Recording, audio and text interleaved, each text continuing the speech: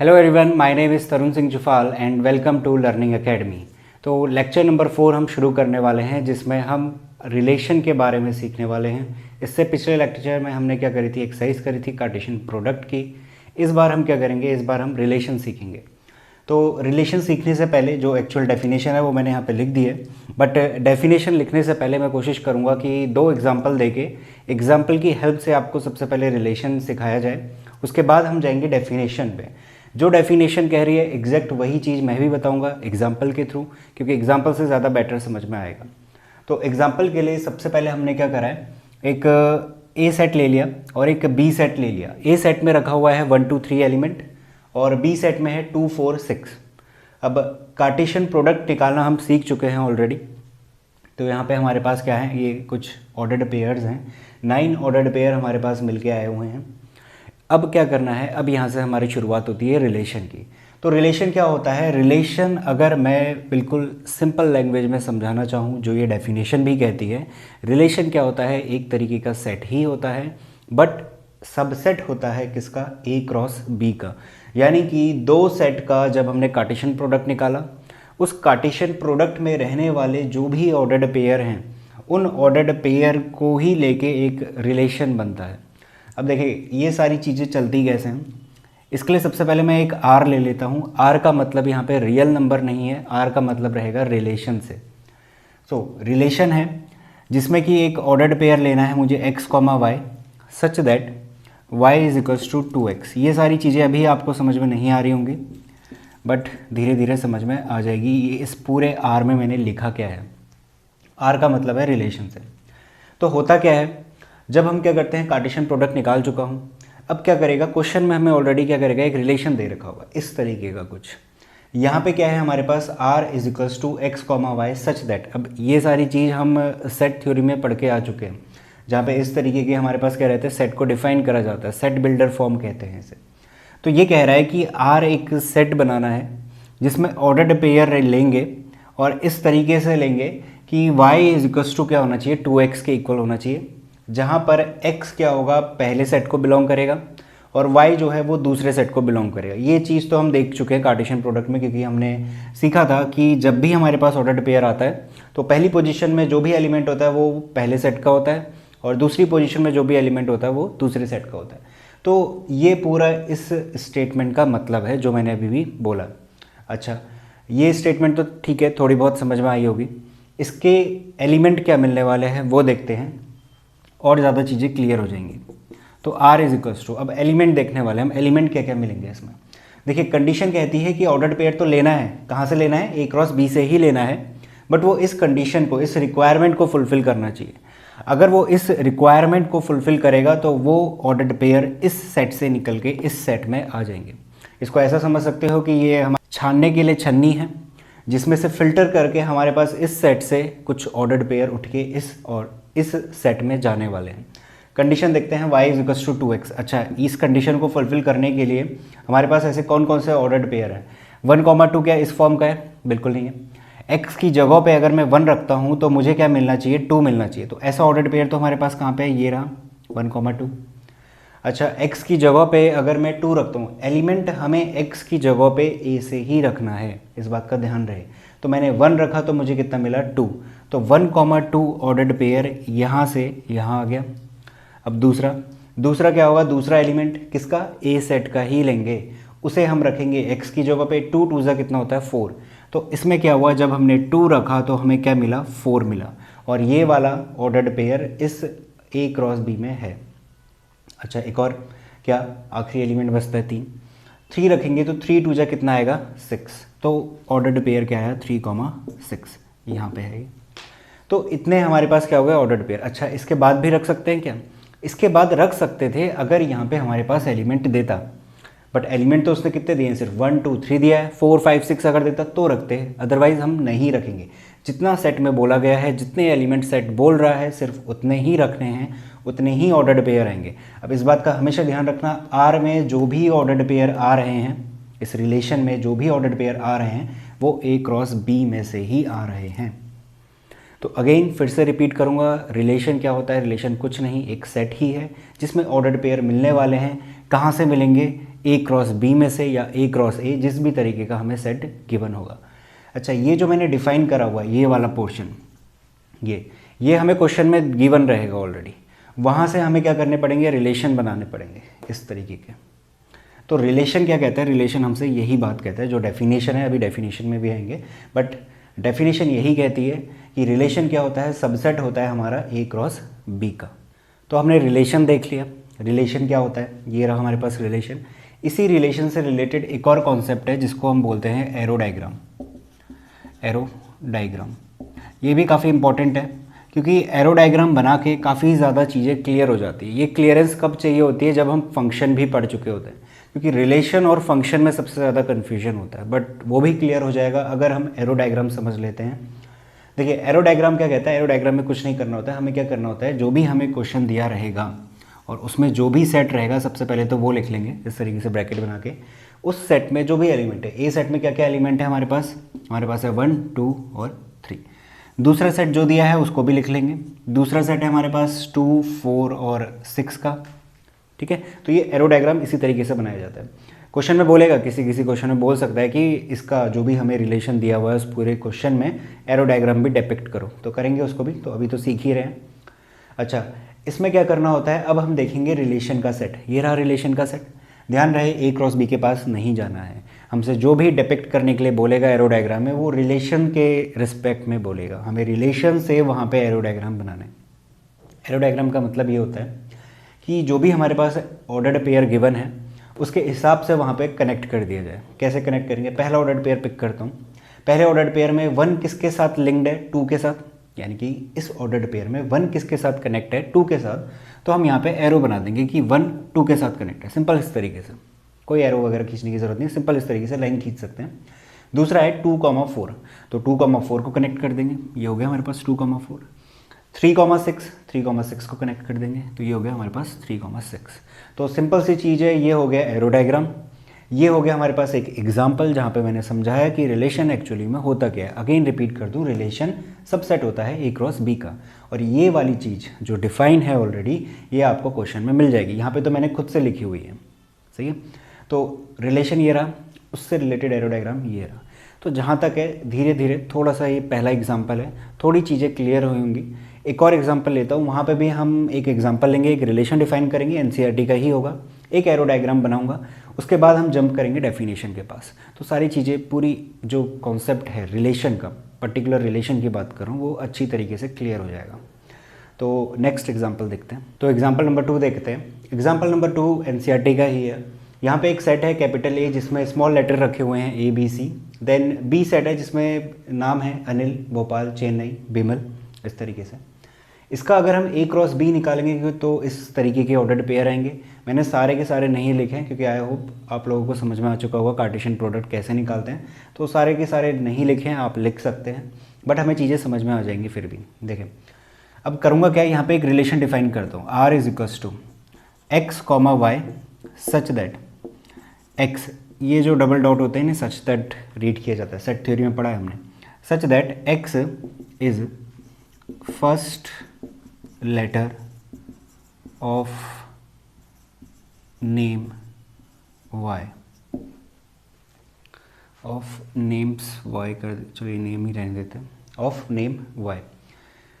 जहाँ पर कि एक और चीज़ लिखनी है, जहाँ पर कि x बिलोंग करेगा A को और y बिलोंग करेगा B को। तो ये कंप्लीट रिलेशन सेटअप हो गया हमारा। अच्छा, ये रिलेशन क्या बात करता है, ये रिलेशन ये कहता है, पहले वो समझ लेते हैं कि हमें ऑर्डर्ड पेयर लेना है। कहाँ से लेना है, इसी में से लेना है, बट इस तरीके से लेना है कि वो इस कंडीशन को सेटिस्फाई करे।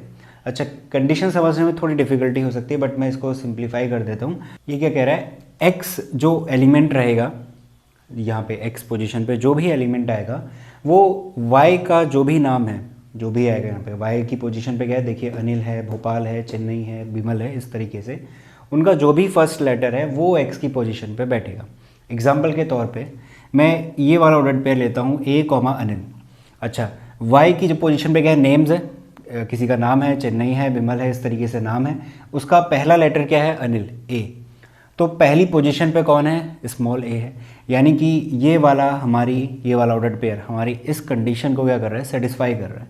तो यहाँ पे मैं क्या लिखूँगा, ए कॉमा अनिल लिखा जाएगा, क्योंकि ये इस कंडीशन को सेटिस्फाई कर रहा है। जो हमारा वाई पोजीशन पे लेटर है अनिल, उसका पहला अल्फ़ाबेट कौन है, ए है, तो एक्स पोजीशन पे कौन बैठा हुआ है, ए है।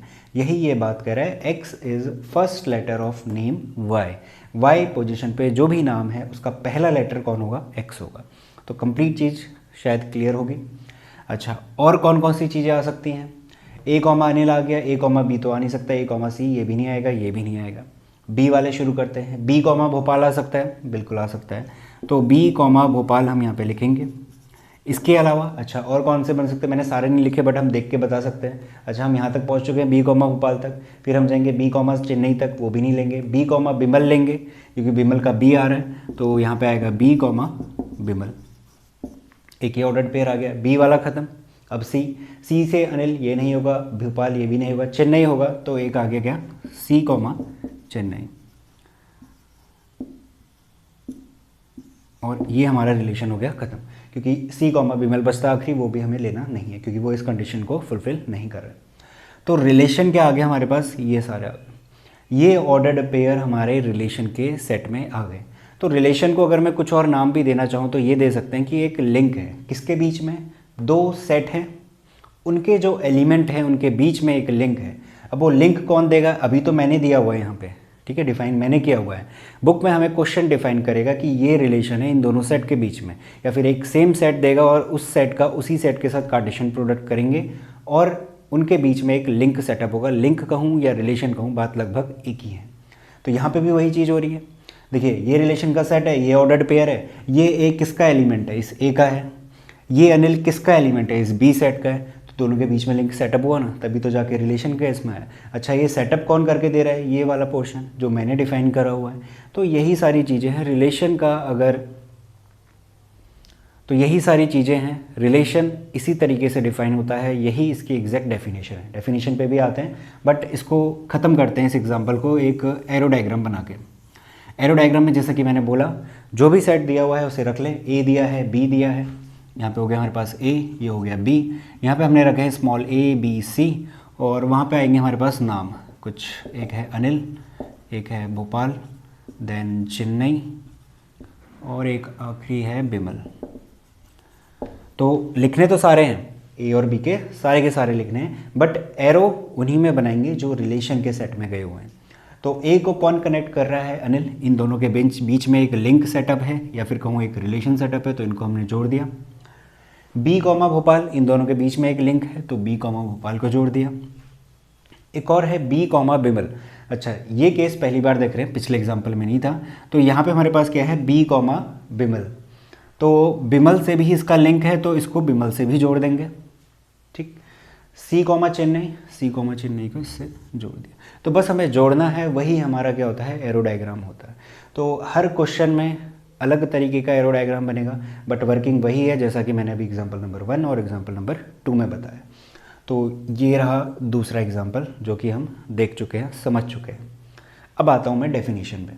देखिए, ये रही डेफिनेशन जो कि है हमारी रिलेशन की, जो कि एनसीईआरटी में गिवन है। डेफिनेशन कहती है, a relation R from a non empty set A to non empty set B. देखिए, नॉन एम्प्टी सेट का मतलब क्या होता है, ऐसा सेट जो खाली नहीं है, उसमें कोई ना कोई एलिमेंट है। तो ए सेट लिया था, भरा हुआ था, बी सेट लिया था, वो भी भरा हुआ था, क्योंकि रिलेशन हम तभी डिफाइन कर पाएंगे ना जब कार्टेशियन प्रोडक्ट डिफाइन होगा। जब कार्टेशियन प्रोडक्ट होगा तभी तो हम रिलेशन के पास जा पाएंगे। अगर एक भी खाली हुआ, इन दोनों में से एक भी सेट अगर खाली हुआ, तो कार्टेशियन प्रोडक्ट ही डिफाइन नहीं हो पाएगा, और जब कार्टेशियन प्रोडक्ट ही डिफाइन नहीं होगा तो हम रिलेशन के पास भी नहीं जा सकते। तो वही चीज़ है, इस वजह से उसने बोला है non empty set to non empty set B is a subset of A cross B. बस यही सिंपल सी डेफिनेशन है, और यही मैंने एग्जाम्पल नंबर 1 और एग्जाम्पल नंबर 2 में बताई है कि रिलेशन क्या होता है, सबसेट होता है ए क्रॉस बी का। रिलेशन क्या होता है, ये है रिलेशन, ये कहाँ से आया, इसी ए क्रॉस बी में से आया। तो इस वजह से क्या बोल रहे हैं, सबसेट है, इसमें जो भी ऑर्डर्ड पेयर है इसी का हिस्सा है, और कोई एक्स्ट्रा ऑर्डर्ड पेयर नहीं आ सकता। Subset of A cross B, full stop. Next line क्या कहती है, नेक्स्ट लाइन कहती है द सबसेट, जो सबसेट मिला ना हमें, ये मिला सबसेट, ठीक है। The subset is derived by, कैसे डिराइव होगा, कैसे आएगा हमारे पास, is derived by describing a relation, describe करा जाएगा। इस केस में मैंने डिस्क्राइब करा था, ये रहा डिस्क्राइब, जो कि एक सेट बिल्डर फॉर्म में दिया हुआ था। Describing a relation between elements, किसके एलिमेंट्स, ऑर्डर्ड पेयर में रहने वाले, ये रहा ए क्रॉस बी। इसमें थे हमारे पास क्या, ऑर्डर्ड पेयर, इनके बीच में जो भी एलिमेंट्स हैं उनके बीच में ही तो हमने लिंक सेटअप करा, तब जाके ही तो हमारे पास क्या आया, ये ऑर्डर्ड पेयर निकल के आए। इन्हीं ऑर्डर्ड पेयर को हमने एक सेट का नाम दे दिया कैपिटल आर, जो कि रिलेशन है, आर डिनोट करता है रिलेशन को, ना कि रियल नंबर को। तो यही सारी चीज़ें हैं इसमें। तो पूरी डेफिनेशन जो बात कहती है वही हम एग्जाम्पल नंबर 1 और एग्जाम्पल नंबर 2 में सीखते हुए चले हैं, कुछ नया नहीं है, यही सिंपल सी बात है। रिलेशन का मतलब क्या होता है, कन्फ्यूजन पैदा होता है जब हम फंक्शन करते हैं, उसको भी दूर करेंगे, बट फिलहाल आप ध्यान दें रिलेशन क्या होता है। तो रिलेशन यही है, subset of A cross B, simple. तो इस चीज़ को नोट करें। हम नेक्स्ट टॉपिक देखते हैं, जो कि रिलेशन के आसपास कुछ टर्मिनोलॉजी हैं, इंपॉर्टेंट है, उन्हें देखते हैं और इस लेक्चर को ख़त्म करेंगे। तो बात करते हैं कुछ इंपॉर्टेंट टर्मिनोलॉजी की, जो कि रिलेशन के टॉपिक में ही है, क्योंकि ये मोस्ट इम्पॉर्टेंट टर्मिनोलॉजी है, इनके बिना तो हमारा जो रिलेशन है उसका टॉपिक ख़त्म नहीं होगा। अब देखिए एग्जाम्पल मैंने यहाँ पे रहने दिया है, उसका रीज़न है एग्जाम्पल प्लस एरो डायग्राम, ताकि मैं ये सारी टर्मिनोलॉजी समझा सकूँ। पहली टर्मिनोलॉजी है डोमेन, डोमेन का मतलब क्या होता है, दूसरी है रेंज, तीसरी है कोडोमेन, और एक और आएगी जो इसको कहते हैं हम इमेज, तो वो भी समझेंगे, बट पहले तो डोमेन देखते हैं। देखिए डोमेन क्या होता है, जब भी हमारे पास कन्फ्यूजन हो सीधे जाएँ एनसीईआरटी और वहाँ पे जो डेफिनेशन है वही चीज़ फॉलो करें। डेफिनेशन क्या कहती है, डोमेन का मतलब है कि set of all first element of ordered pair in are. ये बहुत इंपॉर्टेंट है, कहाँ पे देखना है, आर में देखना है, यानी कि रिलेशन के सेट में देखना है। बेहद इंपॉर्टेंट चीज़ है, क्योंकि अक्सर जो स्टूडेंट है वो कंफ्यूज हो जाते हैं कि देखना किस में, किस सेट में देखें, ए क्रॉस बी में जाके देखें, ए में देखें, बी में देखें, किस में देखना है। बट यहाँ पे मैंने पहले ही बता दिया किस में देखना है, आर में, यानी ये रहा हमारे पास रिलेशन का सेट। इसी में मैं बताऊंगा डोमेन क्या है, ठीक है।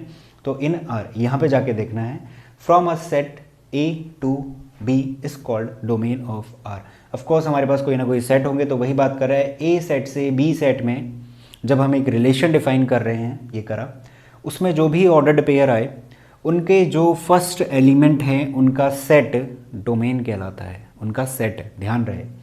अच्छा, रिलेशन के पास गए, जितने भी ऑर्डर्ड पेयर हैं इनमें पहली पोजीशन पे कौन कौन से एलिमेंट है, ए बी बी सी, इन तीनों को क्लब करके एक सेट में रख देंगे, जिसका कि नाम मैं डी कह देता हूँ। इसी डी को बोला जाता है डोमेन। तो क्वेश्चन कैसे पूछता है, क्वेश्चन इसी तरीके से रहता है, सेट दे देगा, रिलेशन डिफाइन कर देगा, आपसे बोलेगा बताओ इसमें डोमेन क्या है, इसमें रेंज क्या है, इसमें कोडोमेन क्या है, इसमें इमेजेस कौन सी है, ये सारी चीज़ें। तो अभी फ़िलहाल मैं इस एग्जांपल के लिए डोमेन बता रहा हूँ, डेफिनेशन को रीड करते हुए, और तरीका भी बता रहा हूँ कैसे करना है, किस सेट में देखना है। तो इस सेट में जाओ और पहला जो भी एलिमेंट है उसे पिक करो और उनका सेट बना दो, उसका नाम रख दो डी, यही हो गया हमारे पास डोमेन। अब सेट थ्योरी में हम पढ़ के आ चुके हैं, अब आप कहोगे कि ए है, बी तो 2 बार है, 2 बार लिखना चाहिए था, नहीं, क्यों? सेट थ्योरी में हमने क्या पढ़ा था, सेट थ्योरी में हमने पढ़ा था कि अगर एलिमेंट रिपीट करे तो उसे सिर्फ एक ही बार लिखना है। यहाँ पे एलिमेंट भले ही रिपीट करे बट हम तो लिखेंगे एक ही बार, क्योंकि हमने बोला उसने क्या, set of all first element of ordered pair in R from a set A to B is called domain of R. Set लेना है इस वजह से, ठीक है। तो जहाँ तक है डोमेन के बारे में जो भी डाउट होगा या फिर ये जो कॉन्सेप्ट मैंने बताया वो समझ में आ चुका होगा। दूसरा बात करते हैं रेंज की। रेंज क्या कहता है, अगेन ये सेट ही बोलता है, क्या कहता है, set of all second element in R, again ये इंपॉर्टेंट है, in R from A to B is called range of R. बिल्कुल एग्जैक्ट वही डेफिनेशन है जो डोमेन की है, बस फ़र्क है यहाँ पे, यहाँ बात करता है फर्स्ट एलिमेंट में, देखो यहाँ कहता है सेकंड एलिमेंट। अच्छा, तो रिलेशन के सेट में सेकंड पोजीशन पे सेकंड एलिमेंट कौन है, ऑर्डर्ड पेयर के अंदर, हाँ ऑर्डर्ड पेयर भी है इसमें, यहाँ पे शायद मिस हो गया, यहाँ पे शायद मिस हो गया, set of all second element in are, second element यहाँ पे लिख देता हूँ, ऑफ ऑर्डर्ड पेयर, ओपी से लिख दिया, of ordered pair in R from A to B is called range of R. Ordered pair कहना है, ठीक है, ऑर्डर्ड पेयर। तो इसमें आर क्या आएगा, यानी कि रेंज, ठीक है, इसको हम फुल फॉर्म में ही लिखेंगे रेंज। रेंज क्या रहेगी, रेंज है हमारे पास अनिल कॉमा भोपाल कॉमा चेन्नई और आखिरी है हमारे पास बिमल। तो ये हमारे पास क्या है, रेंज है। ज़रूर नहीं कि जो ऑर्डर दिया है उसी को फॉलो करो, आगे पीछे हम एलिमेंट लिख सकते हैं, ये भी हमने पढ़ा हुआ है सेट थ्योरी में। तो रेंज ये रही, डोमेन ये रही। तो जो डेफिनेशन है वही मैं बता रहा हूँ और उसी के हिसाब से हम क्या कर रहे हैं, एलिमेंट निकाल रहे हैं इसमें से, इस रिलेशन के सेट में से। एक डोमेन कहलाएगा, एक रेंज कहलाएगा। अच्छा, तो कोडोमेन क्या होता है? कोडोमेन, इस डोमेन का और इस कोडोमेन का कोई भी रिलेशन नहीं है, ये बात ध्यान में रखना। डोमेन क्या कहता है, डोमेन कहता है रिलेशन के सेट में जाओ और हर ऑर्डर्ड पेयर में जो भी पहला एलिमेंट है उठा के यहाँ रख दो, वो डोमेन है। कोडोमेन का मतलब समझना, कोडोमेन कहता है whole set B is called codomain. Set B कहने का मतलब इन जनरल जो दूसरा सेट हमारे पास गिवन है ना, दूसरा सेट, ये पहला सेट है, ये दूसरा सेट है, दूसरा सेट जो भी है उसके जितने भी एलिमेंट्स हैं उनको उठा के जस्ट यहाँ रख दो। इस केस में मैंने ऐसा बिल्कुल भी नहीं बोला कि रिलेशन में जाओ और दूसरे एलिमेंट देखो, गलत।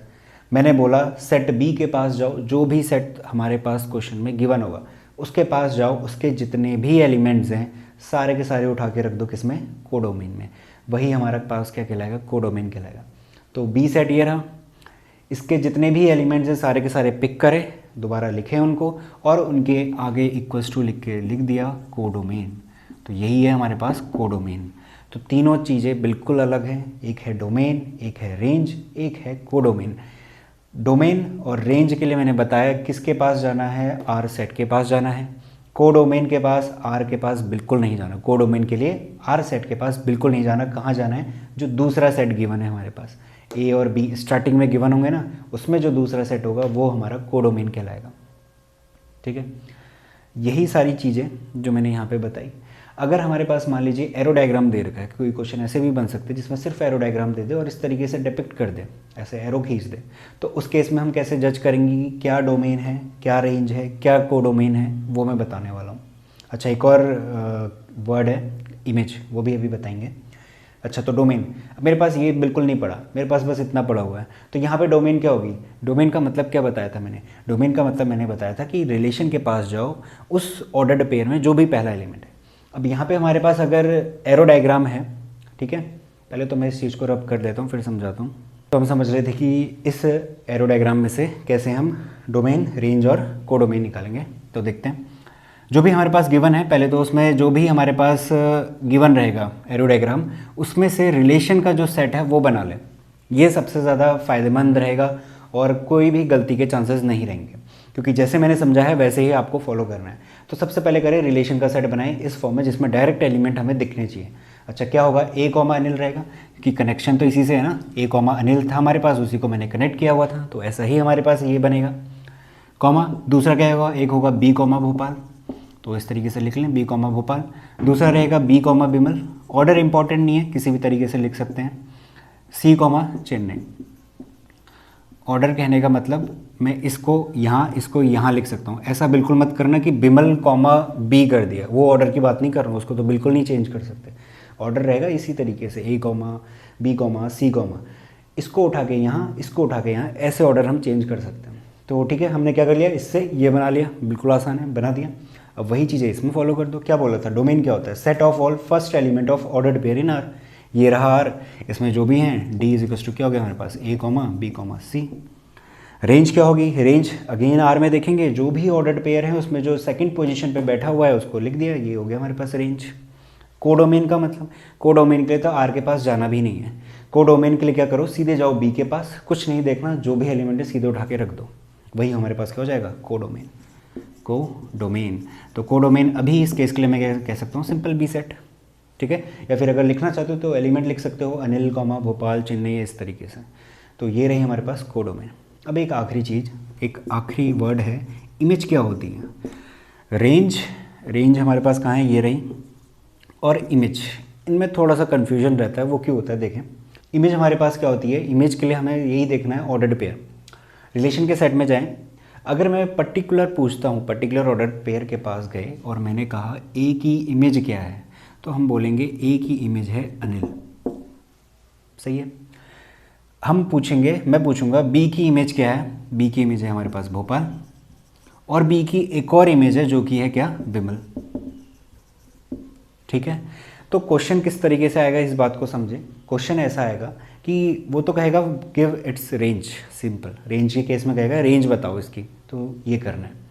इमेज के केस में वो पर्टिकुलर हो जाएगा, पर्टिकुलर पूछेगा कि ए की इमेज बताओ क्या है, आप बोलोगे अनिल। बी की इमेज बता दो क्या क्या बन रही है, वो हम कहेंगे भोपाल बन रही है और एक विमल बन रही है। अच्छा, सी की इमेज क्या बन रही है, सी की इमेज हमारे पास चेन्नई बन रही है। इस तरीके से लिखना नहीं होता, मैं ये समझाना चाह रहा हूँ। जैसे यहाँ पे हमने सेट की फॉर्म में लिखा ना ब्रेसेस लगा के, ऐसे ब्रेसेस वगैरह नहीं लगाने हैं, फिर तो वही बन जाएगा रेंज का, रेंज बन जाएगी फिर तो अगेन। तो इमेज हमसे पर्टिकुलर क्वेश्चन पूछेगा, कभी भी ऐसा नहीं बोलेगा कि इसको सेट में रख दो। इमेज की ऐसी कोई डेफिनेशन नहीं है। इमेज का बस मतलब इतना है कि ए की इमेज क्या बन रही है, अनिल।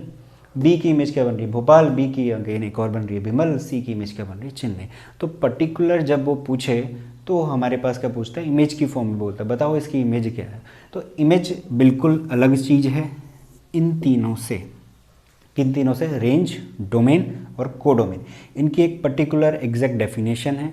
एग्जैक्ट हमें सेट के पास जाना है और एलिमेंट उठा के सेट में रखने, ये इंपॉर्टेंट है, सेट में रखने हैं। इमेज के केस में हमें किसी भी सेट में नहीं रखना, सिंपल पर्टिकुलर जाके वो पूछने वाला है। तो जहाँ तक है जितना भी मैंने चीज़ें बताई अभी तक, एक तो रिलेशन बताया, उसकी डेफिनेशन, कुछ एग्जांपल देखें, और ये तीन चीज़ें डोमेन, रेंज और कोडोमेन और इमेज, चार चीज़ें हैं। ये चारों की चारों बिल्कुल अच्छी तरीके से समझ में आ चुकी होंगी। अब इन सभी चीज़ों को हम अप्लाई करते हैं, एक क्वेश्चन लेते हैं, एनसीईआरटी का ही एग्जांपल है, उनमें ये सारी चीज़ें निकालेंगे। डोमेन क्या होती है, रेंज, कोडोमेन, रिलेशन भी निकालेंगे वहीं पे, और इमेजेस क्या हैं वो भी देखेंगे, और एरो डायग्राम भी बना के देखेंगे। तो चलिए देखते हैं वाला एग्जांपल। तो क्वेश्चन देखते हैं। क्वेश्चन है हमारे पास, एक सेट दे दिया है ए, एक रिलेशन डिफाइन कर दिया है, और क्वेश्चन बोलता है कि डिपिक्ट करो इसका एरो डायग्राम क्या होगा, और दूसरी चीज़ डोमेन, कोडोमेन और रेंज फाइंड करके दो। हम इसमें इमेजेस भी निकालेंगे, पूछा नहीं है बट फिर भी समझने के लिए इसकी इमेजेस भी देखेंगे कौन कौन सी इमेजेस बन रही हैं। अब देखिए यहाँ पे जब क्वेश्चन हम करते हैं और जो अभी डेफिनेशन करी थी और एग्जांपल करे थे, वहाँ पे मैंने दो डिफरेंट सेट लिए थे, एक ए लिया था, एक बी लिया था। तो चीज़ें थोड़ा सा आसान थी, थोड़ी आसान थी कहने का मतलब हम सिंपल लिख रहे थे कि ए क्रॉस बी निकालो, ठीक है, जो भी ऑर्डर्ड पेयर आएगा, और फिर जो भी रिलेशन दिया रहेगा, और यहाँ पे देखेंगे कि वो उस रिलेशन को सेटिस्फाई कर रहा है नहीं कर रहा है, तो वो रिलेशन हमारा बन जाएगा, सिंपल। ठीक, यहाँ पे क्या दिक्कत आती है, ये थोड़ा सा कन्फ्यूजन होता है, लिटिल है, ज़्यादा इतना बड़ा कन्फ्यूजन नहीं है। ए सेट तो दे दिया, दूसरा सेट कहाँ है, दूसरा सेट क्या लाएँ, तो दूसरा सेट ऐसा कुछ नहीं है, दूसरा सेट हम ए को ही लेंगे। अगर कभी भी हमारे पास क्वेश्चन में एक ही सेट दिया है, रिलेशन इस तरीके से सीधे क्वेश्चन शुरू कर देते, कन्फ्यूजन कभी नहीं करना हमें, बस वो इतना कहना चाह रहा है बाय डिफ़ॉल्ट ए क्रॉस ए करो कह रहा है वो, ए क्रॉस ए करो, यानी ए सेट के साथ ही कार्टेशियन प्रोडक्ट निकालो, और उसमें जो भी ऑर्डर्ड पेयर दिखेगा वो इस कंडीशन को सेटिस्फाई कर रहे हैं तो वो रिलेशन के सेट में चले जाएंगे। अच्छा, ए क्रॉस ए क्या होगा, ये सारी चीज़ें निकालनी नहीं होती हैं, ए क्रॉस ए। अब कार्टेशियन प्रोडक्ट क्योंकि हम सीख चुके हैं, काफ़ी सिंपल सी चीज़ होती है, तो ऐसे ही हो जाता है, जैसे कि 1,1, 1,2 कहाँ तक जाएगा, 1,6 तक जाएगा। फिर हम करेंगे 2 को 2,1, 2,2, 2,3 कहाँ तक जाएगा, 2,6 तक जाएगा। तो इसी तरीके से आइडिया आ जाता है किस तरीके से कार्टेशियन प्रोडक्ट रहने वाले हैं। तो आप चाहे तो लिख सकते हैं, ऐसा कोई ज़रूरी नहीं कि नहीं लिखना है, लिख भी सकते हैं, शुरुआत है तो लिख सकते हैं, ज़रूर लिखिए ताकि किसी भी तरीके का डाउट ना रहे। तो 1,2, 1,6 तक जाएगा, फिर यहाँ से शुरू करेंगे 2,1, 2,2 और ये भी 2,6 तक, और इसी तरीके से हमें मिलते रहेगा 6,1, 6,2, 6,6 तक। तो इस तरीके के हमारे पास इतने सारे काफ़ी सारे हो जाएंगे, वो ऑर्डर्ड पेयर मिल जाएंगे कार्टेशियन प्रोडक्ट करके। अब क्या करेंगे, इसी ऑर्डर्ड पेयर पे हमें ये रिलेशन सेटअप करना है, और ये ऑर्डर्ड पेयर हमारे पास फिल्टर होके क्या हो जाएंगे, आर के सेट में आ जाएंगे। ठीक है, तो एक एडवाइस दूंगा कि ये ना ही लिखें, ठीक है, बेटर रहेगा, बट अपनी अंडरस्टैंडिंग के लिए रफ में लिख सकते हैं जैसे मैंने लिख दिया। अब क्या करता हूँ, पहले मैं तो जाऊँगा यहाँ पे, सिंपल क्या करना है, सिंपल ये स्टेप करना है, एक्स क्या कहता है, एक्स रहेगा ए का, वाई भी ए से ही लेना है। सिंपल क्या करो, एक्स की वैल्यू रखनी शुरू करो, कहाँ से, ए सेट से उठा के। सेट हमें ए दिया है तो उसी के एलिमेंट रखने पड़ेंगे। सबसे पहले रखना एक्स, एक्स का बाय डिफ़ॉल्ट मतलब क्या होता है, ऑर्डर्ड पेयर का पहला एलिमेंट, पहला रखोगे तो दूसरा तो मिल ही जा रहा है, वाई मिल रहा है, ठीक है, तो रख के देखते हैं। अच्छा, मैंने रखा क्या, एक्स, एक्स की जगह पे मैं रखता हूँ 1, 1 रखा तो कितना मिलेगा, 1 + 1 2 मिल जाएगा, आ गया पहला ऑर्डर्ड पेयर। अच्छा, ये आया कहाँ से होगा, ये यहीं से आया होगा, ढूंढ लेना, ये रहा 1,2 यहीं से आया। दूसरा दूसरा क्या रखता हूँ, 2 रखता हूँ, 1 का काम खत्म, 2 रखते हैं। 2 रखा तो 2 कॉमा क्या मिलेगा, y कितना मिलेगा, 2 + 1 3, तो y की जगह पे कितना आएगा 3। 3 रखते हैं, 3 रखा, 3 + 1 कितना हो गया 4, 3 तक पहुँच गए, 4 रखा, 4 + 1 कितना हो गया 5, अब 5 रख देते हैं तो 5, 6 रख देते हैं तो क्या मिल जाएगा 7। कब तक हम प्रोसीड करेंगे, कहाँ तक जाना है, ध्यान से सुनना। 6 मैंने रख दिया, ठीक है, यहाँ पे था तो मैंने रख दिया यहाँ। 6 + 1 करा तो y कितना मिल गया, 7 मिल गया। अब एक चीज़ बताएं, 7 तो हमारे पास इस सेट में कहीं है ही नहीं, ठीक है, नहीं है, तो a क्रॉस a में भी नहीं होगा, ऑर्डर्ड पेयर में भी नहीं आएगा, क्योंकि एलिमेंट तो हमने यहीं से लेने थे, 1 2 3 4 5 6, 1 2 3 4 5 6, 7 कहाँ से आएगा, कहीं भी नहीं आएगा। तो इसका मतलब हमें रुकना कहाँ पे, हमें वहाँ पे रुकना है जहाँ पे हमें कोई एक ऐसा एलिमेंट दिख गया जो कि सेट में गिवन ही नहीं है, जैसे कि 7। तो यानी कि 6,7 ऑर्डर्ड पेयर हमारे पास जब कार्टेशियन प्रोडक्ट में ही नहीं है तो हम यहाँ पे भी बिल्कुल नहीं रखेंगे। ध्यान से सुनना है वाली बात, ठीक है, इंपॉर्टेंट है क्योंकि। तो 5 रख दिया था, 5 + 1 6 करा, 6 तक रुक गए क्योंकि 6 तो था, रख दिया हमने, 5,6 भी यहीं से मिलेगा। 6,7 अगेन हमने हटा दिया क्योंकि वो नहीं है। तो इसके अलावा और कुछ रख सकते हैं, नहीं रख सकते, आगे तो एलिमेंट ही नहीं है, अब खत्म हो गए। 7 रख ही नहीं सकते एक्स की जगह पे क्योंकि 7 ही नहीं है, तो हो गया हमारे पास रिलेशन का सेट। तो कन्फ्यूजन यही होता है कि कब तक हम ऐसा करते रहेंगे, कब तक हम एक्स रखते रहेंगे और कब तक हमें वाई मिलता रहेगा। तो तब तक रखना है जब तक कि उसके एलिमेंट दिखते रहें, उसके बाद हम ख़त्म कर देंगे और हमें मिल जाएगा क्या, रिलेशन का सेट। अच्छा, ये भी डाउट रहता है कि इसमें सारे के सारे ऑर्डर्ड पेयर आ गए क्या, सारे के सारे कहने का मतलब जो ये रिक्वायरमेंट थी, रिलेशन की रिक्वायरमेंट थी, उसको फुलफ़िल करते हुए इस सेट में से सारे के सारे यहाँ आ गए क्या, हाँ बिल्कुल आ गए। आप चाहे तो चेक भी कर सकते हो, बट वो सारे आ चुके हैं, ठीक। तो r = इतना है, आ गया, हमें रिलेशन का सेट मिल गया। रिलेशन का सेट मिलने के बाद हम क्या करते हैं, डिपिक्ट करते हैं इसका एरो डायग्राम। एरो डायग्राम के लिए मैंने क्या चीज़ बोली, जो भी सेट दिया है, सेट क्या दिया है, एक तो A है, दूसरा सेट इसमें B नहीं है, इस बात का ध्यान रखना, अगेन हमें A ही लेना पड़ेगा। एलिमेंट रख देते हैं 1 2 3 4 5 6, 1 2 3 4 5 6, सारे के सारे रखने होते हैं। अच्छा, अब जब मैं कनेक्शन दूंगा, जब मैं लिंक बनाऊंगा, लाइन खींचूंगा, तो किसको ध्यान में रख के खींचूंगा, इस रिलेशन के सेट को। 1 किसके साथ लिंक है, 2 के साथ, 2 किसके साथ लिंक है, 3 के साथ, 3 किसके साथ है, 4 के साथ, 4 किसके साथ है, 5 के साथ, 5 किसके साथ है, 6 के साथ। तो यहाँ पे हमारे पास जैसा बोला गया है, रिलेशन में जितने ऑर्डर्ड पेयर हैं सिर्फ वही लिंक्ड रहेंगे, बाकी अगर छूट रहे हैं, जैसे कि ये छूट रहे हैं, छूटने दो। एरो डायग्राम हमारा ये कंप्लीट हुआ, ठीक है। तो ये वाला क्वेश्चन भी हो गया, रिलेशन भी हमने निकाल दिया। आखिरी बचता है डोमेन, कोडोमेन और रेंज। उससे पहले मैं इमेज वाला टॉपिक ख़त्म कर देता हूँ। अब मैं पूछता हूँ बाय चांस, अब मैं पूछता हूँ कि इमेज क्या है, 1 की इमेज क्या है बता दीजिए, 2 है, 2 की इमेज क्या है, 3 है, 3 की इमेज क्या है, 4 है, 4 की इमेज 5, 5 की इमेज 6। सिंपल सी चीज़ है। तो इमेज इन तीनों चीज़ों से बिल्कुल अलग है, उसको इंडिविजुअली पर्टिकुलरली एक ऑर्डर्ड पेयर के लिए हम यूज़ करा जाता है।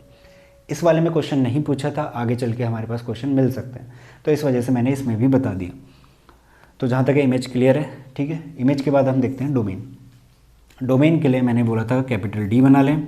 डोमेन में क्या करना होता है, सेट बनाना होता है। किसका सेट, रिलेशन का जो भी सेट है। ऑर्डर्ड पेयर के पास जाओ, पहला जो भी एलिमेंट है उसका वो उठा के यहाँ रख दो। तो 1 है, 2 है, 3 है, 4 है, 5 है। ध्यान रहे 6 नहीं है, पहली पोजीशन पे 6 है क्या, कहीं पे, कहीं पे भी नहीं है। हाँ ये बात है कि 6 यहाँ है ए में, तो इसको कभी मत देखना, यहाँ जाना। अगर यहाँ चले गए तो बिल्कुल गलत आएगा। तो D = क्या, 1 2 3 4 5, ये हमारा डोमेन हो गया। अच्छा, डोमेन क्या हो गई, ये हो गई। अब रेंज की बारी।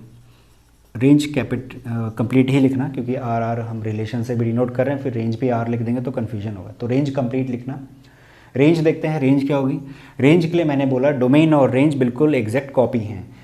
रेंज के लिए भी हम रिलेशन के पास जाएंगे, पर्टिकुलर ऑर्डर्ड पेयर पिक करेंगे, उसका जो सेकंड एलिमेंट है 2 3 4 5 6, 2 3 4 5 6, ये हमारे पास क्या होगी, रेंज होगी। सिंपल है, ये ख़त्म। कोडोमेन करते हैं। कोडोमेन के लिए मैंने क्या बोला, कोडोमेन के लिए रिलेशन के पास बिल्कुल मत जाना, जो भी दूसरा सेट है उसे पकड़ो, उसके सारे एलिमेंट लिख दो, वही हमारा कोडोमेन है। तो कोडोमेन देखते हैं। कोडोमेन हमारे पास क्या होगी, कोडोमेन हमारे पास क्या है, दूसरा सेट क्या है इसमें, बी तो है नहीं, कोई अलग सा सेट है नहीं, ए ही है, तो इसी को तो लेना पड़ेगा। ए सेट ये रहा, एक सेट ये रहा, दूसरा सेट ये है, तो इसको लेके यहाँ पे रख दो।